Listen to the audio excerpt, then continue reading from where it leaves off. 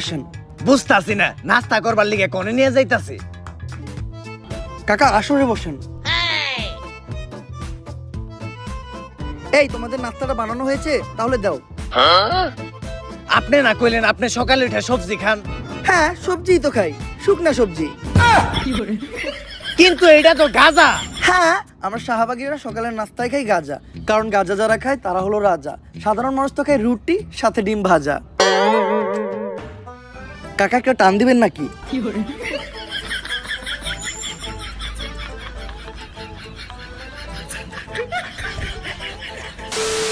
আচ্ছা, এখন আমরা কোথায় যাচ্ছি? এখন আমরা যাচ্ছি একটা কৃষকের বাসায় আমার ঘাম ডোনেট করতে। রক্ত ডোনেট তো শুনছি, কিন্তু ঘাম ডোনেট এটা আবার কি? আপনারা জানেন, কৃষক যখন জমি চাষ করে তখন তাদের ফসলে প্রচুর পরিমাণ পোকামাকড় হয়। এই পোকামাকড় নিরাময় করতে তাদের জমিতে বিষ ছেটাতে হয়, আর যেই বিষটা কিনতে কৃষকের প্রচুর টাকা খরচ হয়। কিন্তু একটা বিষয় বুঝলাম না, কৃষকের ওই বিষের লগে আপনার গায়ের ঘামের সম্পর্কটা কি? Good question. আপনারা হয়তো জানেন না, আমাদের শাহবাগীদের গায়ের ঘামে প্রচুর পরিমাণ গন্ধ আর ব্যাকটেরিয়া পাওয়া যায়, যেটা বিষের থেকে কোনো অংশেই কম নয়।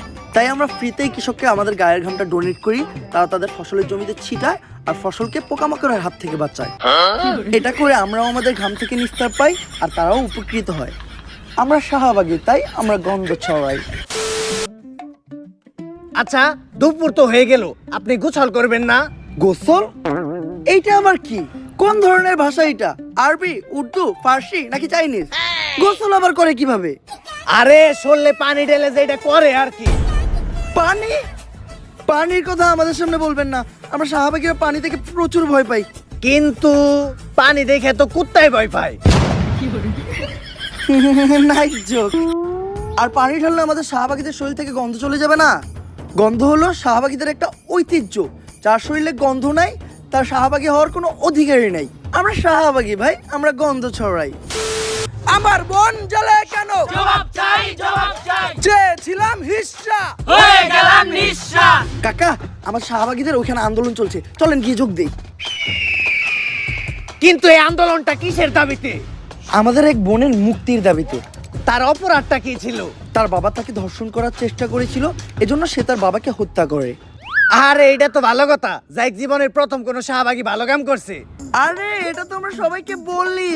সত্যটা হলো ও একজন সমকামী ছিল, এটা ওর বাবা জেনে যায়, তারপর ওকে সমকামিতায় বাধা দেওয়ায় ও ওর বাবাকে হত্যা করে।